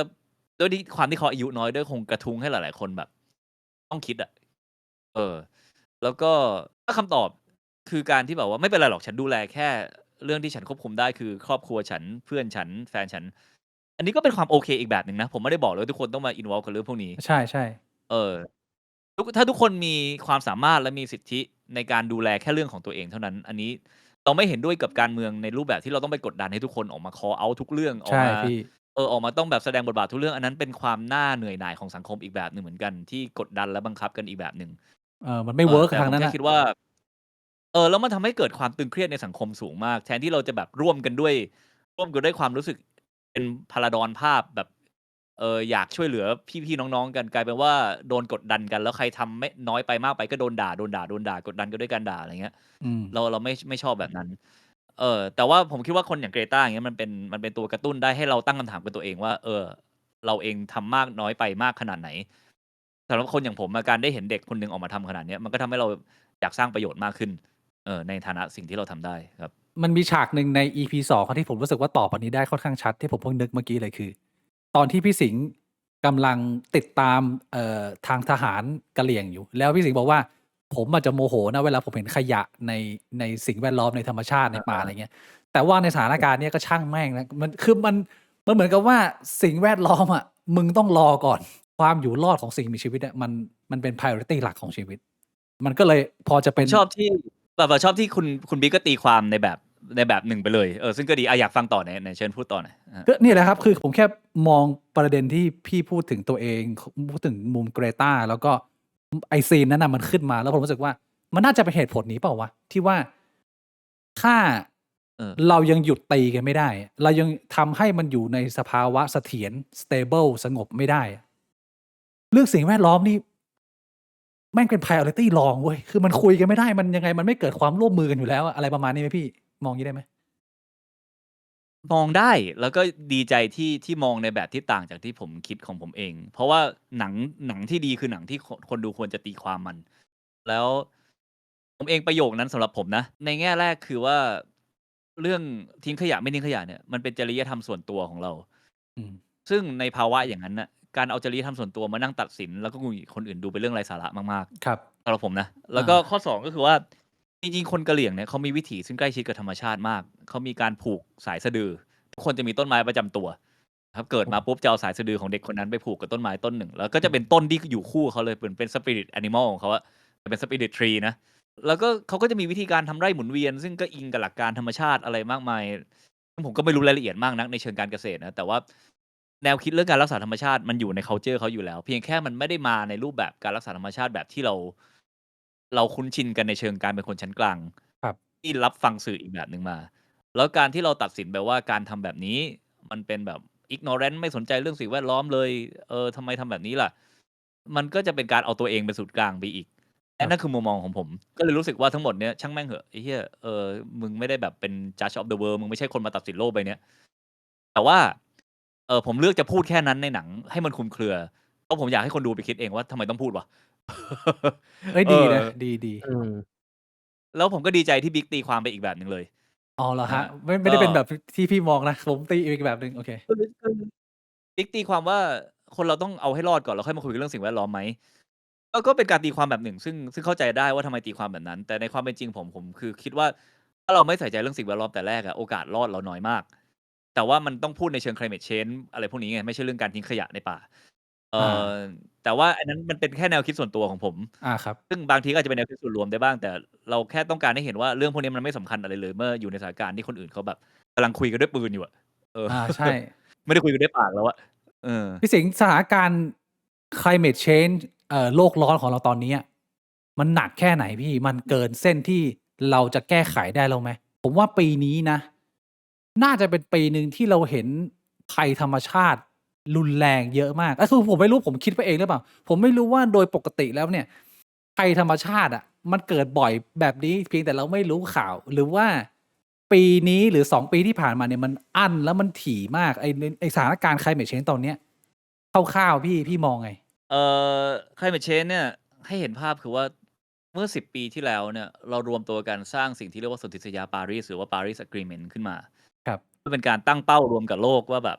เราไม่อยากให้มันเกินกี่องศานะครับซึ่งตัวเลขที่ออกมาตอนนั้นแล้วคนรู้สึกว่ายังพอเซฟอยู่บ้างคือ 1.5 องศานะฮะ 1.5 องศาเทียบกับตอนไหนเทียบกับปี 1850เป็นช่วงเริ่มปฏิวัติอุตสาหกรรมครับก็ช่วงนั้นเป็นช่วงที่มนุษย์เริ่มปั๊มคาร์บอนลงไปในชั้นบรรยากาศ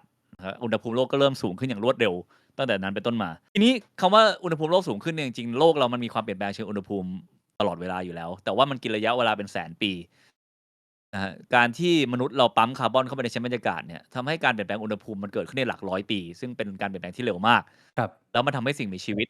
รวมถึงพวกเราได้อะแดปต่อความเปลี่ยนแปลงนั้นไม่ทันแล้วก็สูญพันธุ์กันไปทีนี้เราตั้งโกไว้ 1.5 องศา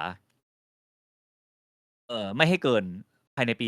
2,100 นะคืออย่าให้เราสูงกว่าเดิมเกิน 1.5 องศาในปี 2,100 ปรากฏปีที่แล้วปี 2024 เราเกินแล้วเราเบรกแล้วเรียบร้อย เบรกแล้วเรียบร้อยทีนี้นะครับมันเพยังไงราะฉะต่นั้นหมายแรกพลาดแล้ว แล้วเส้นที่เราจะมุ่งไปอยู่ตอนเนี้ย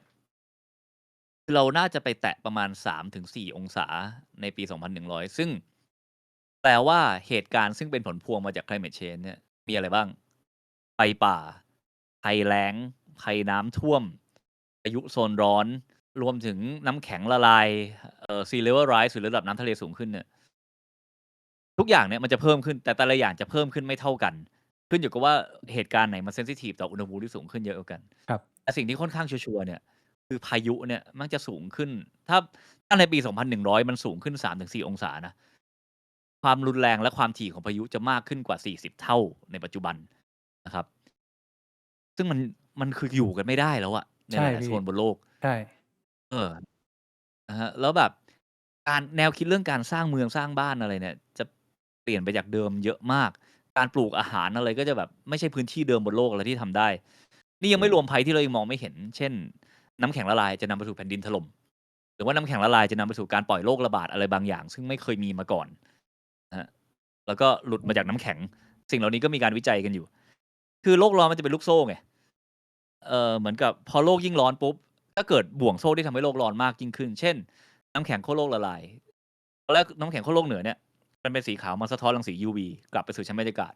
พอน้ำแข็งละลายปุ๊บกลายเป็นพื้นที่ที่เป็นน้ำทะเลสีดำมันก็ยิ่งดึงความร้อนเข้ามาครับเข้ามาในจากชั้นบรรยากาศเข้ามาในโลกมากขึ้นก็ยิ่งละลายแทนที่โลกมันจะมีเหมือนจะมีรีเฟล็กอะสะท้อนมันกลับออกไปก็ดูดความร้อนกลับเข้ามามากขึ้นนะครับ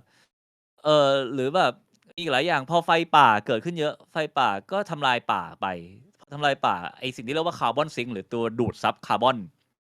ที่สำคัญมากของโลกใบนี้ก็โดนทำลายไปต่อไปคาร์บอนโดนปล่อยสู่ชั้นบรรยากาศแล้วกลไกเดียวที่เรามีในการดูดคาร์บอนจากบรรยากาศกลับมาสู่ดินก็คือต้นไม้พอไม่มีต้นไม้มันก็ดูดคาร์บอนกลับมาไม่ได้คาร์บอนนั้นก็โดนปล่อยเข้าไปโลกก็ยิ่งร้อนขึ้นอีกเพราะฉะนั้นเคอร์ฟก็จะเป็นอย่างเงี้ยนะแล้วเรากำลังผ่านจุด critical point ไปจุดที่เป็นจุดที่มีนัยสำคัญแล้วต่อไปนี้ก็จะเกิดภาวะเหมือนลูกบอลหิมะกลิ้งแล้วก็ลูกใหญ่ขึ้นเรื่อยๆแล้วสิ่งที่ตามมาแน่นอนสงครามชัวร์นะครับความขาดแคลนนำไปสู่สงครามและการแข่งแย่งทรัพยากรก็จะนำไปสู่สงครามแล้วบวกกับสิ่งที่เราเห็นเป็นภัยพิบัติธรรมชาติเข้ามาในบ้านเราเองก็อยู่อันดับต้นๆเหมือนกันในประเทศที่มีความเสี่ยงในเรื่องพวกนี้ส่วนใหญ่จะมารูปแบบในภัยแล้งแล้วก็น้ำท่วมใช่ภัยพิบัติเหล่านี้ก็จะนำไปสู่ความขัดแย้งในเชิงสังคมและการเมืองต่อไปอย่างที่ทุกคนเห็นมาแล้วเราแก้อะไรได้ไหมพี่จริงคือการที่มันมีนักสิ่งแวดล้อมหรือเราพยายามจะผลักดันให้ลดปริมาณการปล่อยคาร์บอนขึ้นในสู่อากาศอะไรพวกนี้ในทาง practical ถ้าเราช่วยกันทุกวันนี้มันหยุดยั้งไอ้สิ่งนี้ได้ไหมพี่เอาแบบว่าจริงๆอันนี้เป็นคำถามที่ผมว่าหลายคนเขาถามผมว่าปัจเจกบุคคลเนี่ยทำได้ไหมทำได้แต่ว่าแทบเป็นไปไม่ได้คือคน 8,000 ล้านคนเปลี่ยนพฤติกรรมพร้อมกันหรือว่าให้ประเทศโลกที่1ผมไม่เห็นภาพนะตอนนี้คนไทยปล่อยคาร์บอนประมาณปีละ4 ตันต่อคนต่อปีค่าเฉลี่ยโลกอยู่ที่ 4 ตันต่อคนต่อปี เราอยู่ค่าเฉลี่ยโลกเป๊ะเลย เอา 8,200 ล้านคนมาหารเราอยู่ตรงนั้นเลย แอฟริกาปล่อยประมาณปีละ 0.5 ตันต่อคนต่อปี น้อยกว่าเรา 8 เท่า ครับ อินเดียประมาณ 2 ตันต่อคนต่อปี ก็น้อย จีน เนาะ ตอนนี้เขาขึ้นไปประมาณ ใช่ อินเดียต่อคนน้อยกว่าเรา แต่จีนเขาขึ้นไปประมาณ 8 ตันแล้วต่อคนต่อปี มากกว่าเรา 2 เท่า อา นะครับ แต่ถ้าเราไปดูอเมริกาแม่ง 15-16 ตันต่อคนต่อปี ยุโรปก็อยู่ประมาณนี้แหละ 10 ตัน อะไรประมาณเนี้ยครับ แต่ยุโรปเนี่ยมี trend ลดลงเรื่อย ๆ เป็น 1 ทวีปซึ่ง carbon footprint ลดลงเรื่อย ๆ แต่ก็ยังสูงกว่าพวกเราอยู่ ถ้าไปดูกาตาร์ ดูซาอุดิอาระเบีย ดูอาหรับเอมิเรตส์ ประมาณปีละ 30 ตันต่อคนต่อปี ประเทศน้ำมันทั้งหลาย โอ้โฮ แล้วถ้าเราจะอยู่ดี ๆ มาบอกให้ทุกคนทั้ง 8,200 ล้านคนนี้ลดคาร์บอนกันเถอะ ไอ้คนที่ปล่อย 0.5 ตันก็บอก "กูด้วยเหรอ? แล้วมึงล่ะ คนที่ปล่อย 30 ตันล่ะ?" แล้วก็จะมีการต่อรองอะไรกันมากมาย ซึ่งมันต่อรองกันอยู่ทั้งโลกแหละ แต่ว่ามันไม่มีทางแก้ด้วยการมาปลูกจิตสำนึกได้อะ มันต้องอาศัยเฟรมเวิร์กกฎหมายทั้งในประเทศ แล้วการเจรจาระหว่างประเทศที่มีผลบังคับใช้ รวมถึงกลไกที่แบบไม่ต้องมาพูดกันเรื่องจิตสำนึกแล้ว แต่พูดกันเรื่องกติกาที่ต้องอยู่ร่วมกันให้ได้ แต่ว่ามันจะไม่เกิดกติกาถ้าคนไม่เห็นพ้องต้องกันว่าเรื่องนี้เป็นเรื่องสำคัญที่ยังไงก็ละเมิดไม่ได้ ซึ่งปัจจุบันจริง ๆ มันละเมิดไม่ได้แล้วนะ เพราะมันเข้าใกล้วิกฤตมากแล้ว แต่ว่าเราก็ยังดูมันเป็นเรื่องรองอยู่ดี อย่างที่เมื่อกี้บิ๊กเองก็พูดออกมาเหมือนกันว่า ตีกันให้จบก่อนค่อยไปคุยเรื่องสิ่งแวดล้อม มุมมองนี้ก็เป็นมุมมองที่คนส่วนใหญ่คิดกัน แต่ในความเป็นจริงคือสิ่งแวดล้อมถ้ามันถดถอยเนี่ยมันจะทำให้เราตีกัน เพราะมันจะมีทุกอย่างน้อยลง ๆ เรื่อย ๆ ครับ เราอยู่ในระบบที่ทรัพยากรมันไม่ได้มาตรงหน้าเราไง เราจะกินจะใช้อะไรมันก็ผ่านกระบวนการซื้อขายอะไรกันมาแล้ว เราก็เลยไม่รู้ว่ามันมาจากไหนอะไรยังไงบ้าง แต่ถ้าซูมเอาต์ไปที่สุดเนี่ยมันต้องมีระบบนิเวศบางที่ที่เสียหาย เพราะเราดูดทรัพยากรเหล่านี้มาทั้งนั้นแหละ แล้วก็มันจะไปถึงจุดไหนยังไงเนี่ย ผมคิดว่ามันต้อง ถ้าจะทำให้เกิดความจริงจังในการบังคับใช้เรื่องพวกนี้ขึ้นมา มันต้องเกิดวิกฤตซึ่งปฏิเสธไม่ได้ขึ้นมาก่อน ซึ่งการจะเกิดวิกฤตที่ปฏิเสธไม่ได้ ก็ต้องมีคนตายเยอะ ๆ ก่อน ถึงจะนำไปสู่จุดนั้นได้ แต่ถ้ามันอยู่ในระดับซอฟต์ ๆ แบบเนี้ย มันก็อยู่ในระบบแค่ เราก็มาพูดเรื่องกรีนกันเชิงจริยธรรมอย่างเดียวว่าทุกคนควรจะกรีนกันนะ คนต้องสร้างรักษาโลกไว้ให้คนรุ่นหลังนะ อะไรอย่างเงี้ย แต่จริง ๆ ไม่ใช่เรื่องคนรุ่นหลังแล้ว คนรุ่นนี้นะครับ ปัจจุบันนี้แหละ แต่ว่ามันยังไม่ถึงจุดวิกฤตที่เราจะกระชากให้ทั้งโลก คือไม่ใช่แค่ประเทศไทยนะ ทั้งโลกดึงเรื่องนี้มาสู่เป็นกฎระเบียบ ซึ่งละเมิดไม่ได้ ราวกับว่าที่เรากำลังยึดถือคำว่ารัฐชาติ เป็นกฎระเบียบซึ่งละเมิดไม่ได้กันอยู่ เงี้ย เป็นต้นนะครับผม ก็เรียกว่าคือในสถานการณ์ปัจจุบันเนี่ยมันรุนแรงแล้ว แล้วการที่คนจำนวนมากหลากหลายประเทศพยายามจะเรียกร้องเนี่ย คือในทางผลลัพธ์มันคงได้แค่เป็นการแตะเบรก แต่ว่าทิศทางที่มันกำลังจะไปอะ คือเราจะต้องไปเจอกับผลกระทบที่รุนแรงแน่นอน อันนี้คือเราหลีกเลี่ยงไม่ได้ พูดอย่างงี้ได้ไหมพี่? เอาแบบเรียล ๆ เอาเรียล ๆ ก็คิดว่าคงยากแล้ว เพราะตอนนี้ 1.5 องศาเรียบร้อยแล้ว โอ ก็ เค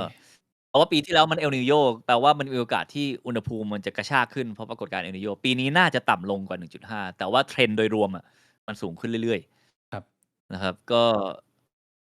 ผมคิดว่าก่อนผมตายผมคงได้เห็นโลกที่ถึง 2 องศาเรียบร้อยแล้ว แล้วก็รอดูว่าเป็นยังไงเหมือนกัน เราอยู่ในวงการนี้มาสักพัก เราก็